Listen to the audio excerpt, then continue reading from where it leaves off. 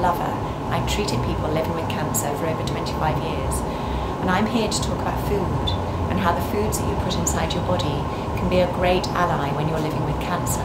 So today I'm in a cheese room of one of my favourite cheese shops to talk about how dairy foods can be useful when you're living with cancer. There has been a lot of conflicting evidence and conflicting stories in the newspapers about whether it's safe to eat dairy when you have cancer. There are books out there that say that dairy feeds cancer, or the hormones within dairy foods make your cancer even worse. The evidence just isn't there, so for now we just say that calcium-rich dairy foods should be part of your balanced diet. Some of the hormone treatments or the chemotherapy that you undergo when you're living with cancer can make your bones more at risk of being brittle. So you might be told by your care team to increase your calcium-rich foods. Cheese can be a great source of calcium, from the hard cheeses like a parmesan or a cheddar, right the way through to a softer goat cheese. Sometimes when you're undergoing treatment, the idea of sitting down to a meal just feels too much. Dairy foods can just be a way of just gently easing some calories inside your body. If you're watching television or reading a book, you can just put a little selection of a few nibbly little foods. A piece of cheese and biscuit could be an idea, or a little bit of yogurt and some fruit. If you're neutropenic, your care team might tell you that you should avoid the cheeses that just have more bacteria than usual.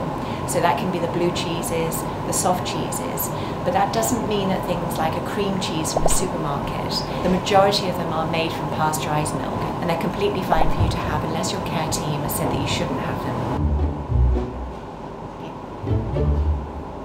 When you're undergoing cancer treatment, you can sometimes have a problem digesting high-fat foods, particularly if you've had a cancer that affects your gut. Dairy products like cheese can be quite high in fat. Rather than cutting something out, let's just try a few things just to see if we can just help you incorporate a food that you really love, but in a way that your body feels comfortable digesting it. And when we come to soft cheeses like a brie or a camembert, the fat largely sits within the rind of the cheese. So if you cut the rind off and then serve it with something like a whole grain cracker, not only does cutting the rind off reduce the fat content, but it also, when you're putting it with something like a whole grain biscuit, it makes it generally easier for a gut to digest.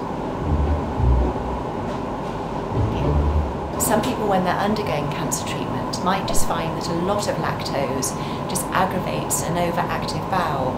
You might just want to keep a little food diary and just list the foods that you're having, and then how much you're having of it, and then what your body is feeling at that precise moment. And if you notice the particular lactose-containing foods like cheese, yogurt, milk, you might think, well, actually after those I don't feel so great inside my stomach or my digestive system. There are amazing other non-dairy milks out there, such as coconut milk, hemp milk, rice milk, oat milk. So check out the non-dairy alternatives.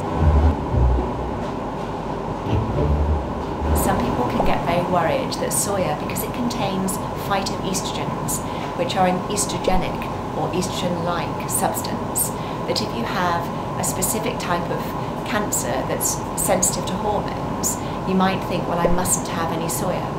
That's actually not the case. The levels that most people have are completely below any level that would be a cause for concern.